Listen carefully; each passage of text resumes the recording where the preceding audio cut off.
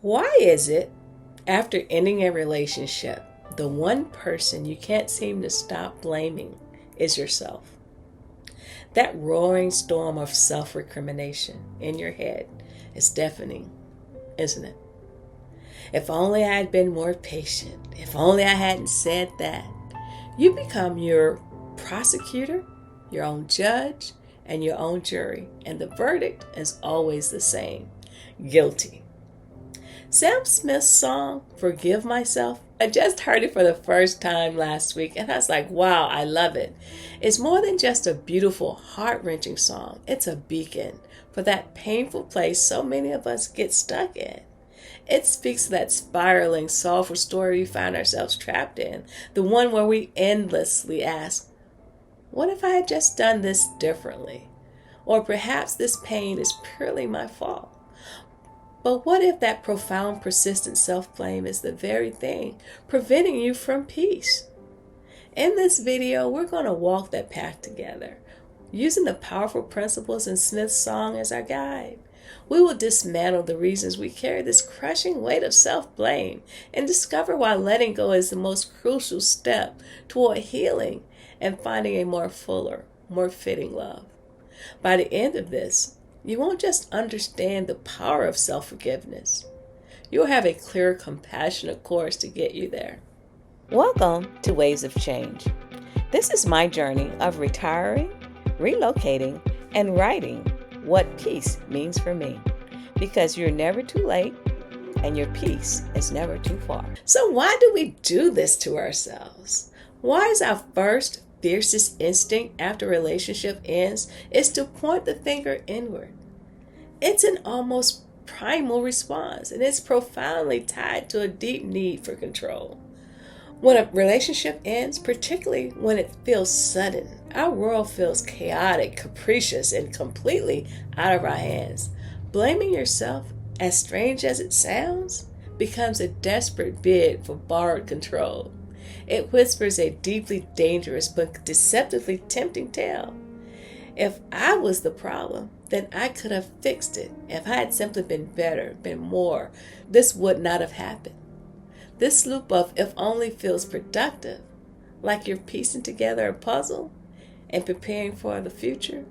But there's a massive difference between healthy self-reflection and destructive self-recrimination. Self-blame isn't about learning, it's about punishment.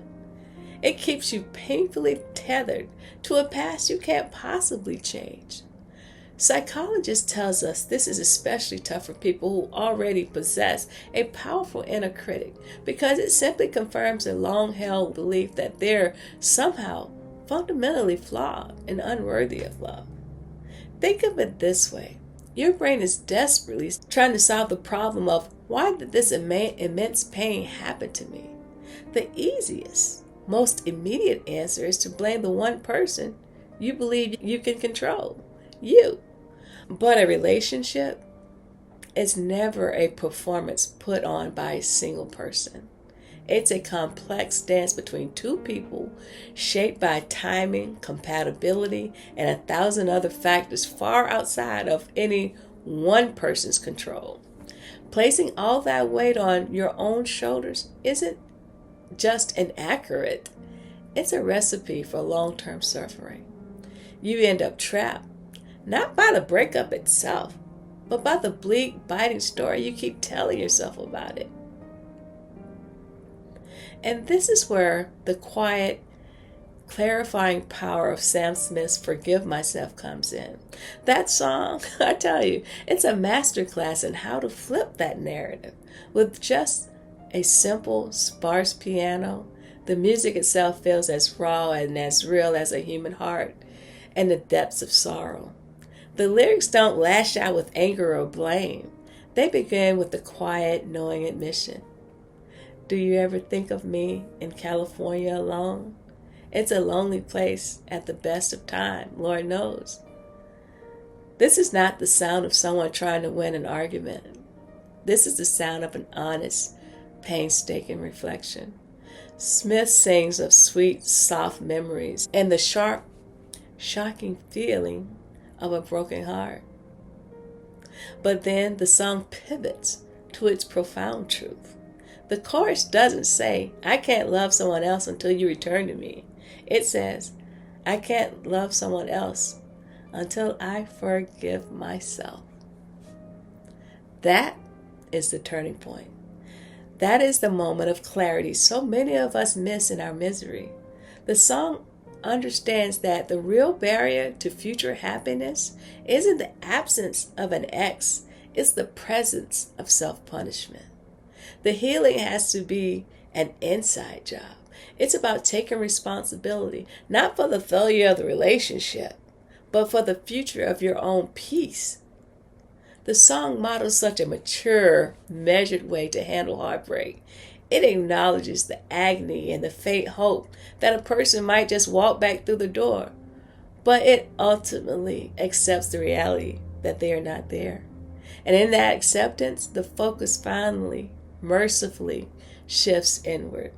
The song becomes a quiet anthem for anyone who realizes they have been their own worst enemy in the aftermath of loss. It's a potent reminder that healing isn't about getting over someone else. It's about coming back home to yourself. All right, so how do we begin the important work? The first step, inspired by the song's candid honesty, is to simply acknowledge your feelings without judgment. It's okay to feel a full flush of guilt, regret, sorrow. You can't forgive a feeling you are pretending not to have. So let yourself feel it fully and without fear. But here's the critical next step. You must separate the feeling of guilt from the thought that you are entirely to blame. A feeling is an emotional signal. A thought is a story you keep telling yourself. And we all have the power to revise these stories.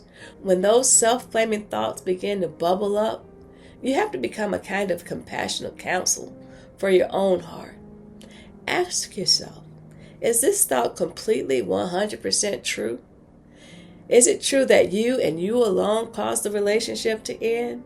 A partnership is a delicate system built by two people. No breakup is ever the fault of a single soul. This is where you can practice what we call reframing. When you catch yourself in that negative thought loop, gently but firmly challenge it, and then replace it with something more balanced, more gracious, and more true.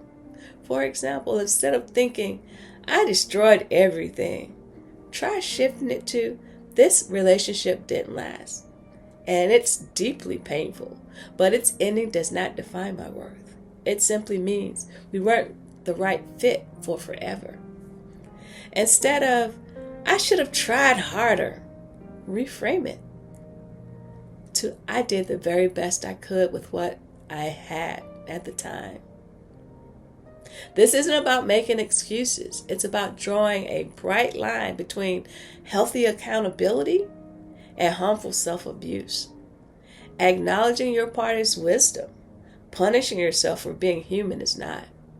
The first step creates a little bit of breathing room between you and your inner critic. And in that precious space, your healing can finally start. If this conversation is resonating in your spirit and you feel that crushing weight of self-blame starting to lift, even just a little, take a moment to like this video and subscribe to the channel. And I would be honored to hear from you. I sound a little funny. I'm recovering from a cold. I went on a cruise last week. We went to Dominican Republic, British Virgin Islands, St. Thomas, and then we went to Bahamas. I was fine on the trip, but after I got off, I just started a tickle in my throat first, and then a full-on cold. After I heard this song, I knew I wanted to do a video on this song because it's an important part of finding your peace. And this is what this channel is all about. And I would be honored to hear from you. And what is one self-blaming thought that you've been carrying after a relationship ended? Let it go in the comments below. You might be surprised by how many of us have felt the same way. Let's build something beautiful and brave right here. So once you begin to question that punishing narrative of self-blame. The next step is to fill in that new space with radical self-compassion. Think about it. We find it so simple, so natural to be compassionate to a friend who is hurting. We tell them, you're not a failure. You're going through a difficult season right now. Be gentle with yourself. And yet, we so rarely offer the same grace to ourselves. Self-compassion isn't about letting yourself off the hook. It's about treating yourself with the same dignity and care you would give to a dear friend in their moment of need. It's recognizing that to be human is to be imperfect. This is so critically important because it shifts you out of the state of self-sabotage into a state of profound self-support. So how do we practice this? We start small. I talked about this in an earlier video, but it is so helpful when going through a breakup. Do a self-compassionate break. When you are flooded with pain, just pause. First, acknowledge the moment for what it is. This is a moment of suffering.